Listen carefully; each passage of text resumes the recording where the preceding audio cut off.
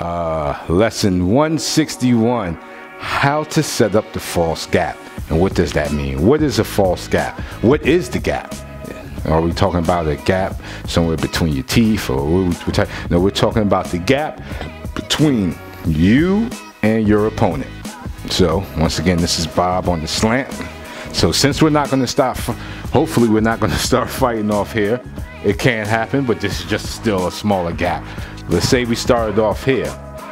The gap between us is what we refer to as the gap, and how to cross this gap. And why is that so important? Why is crossing this gap so important? Because you may not see it, but Bob has eyes. They're not functional eyes, but they're eyes.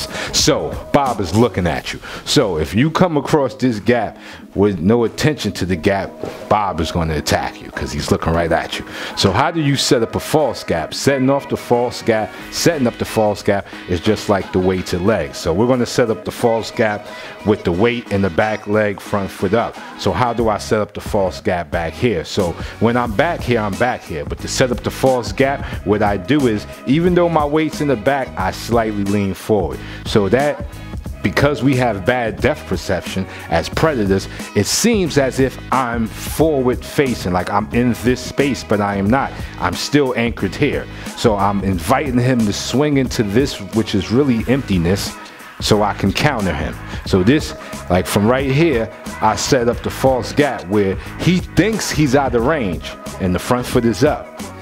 So he starts, I put the jab in front of Bob's face, it ain't hitting him, he's feeling safe, but then watch this, the front foot, I snap it down, and what happens?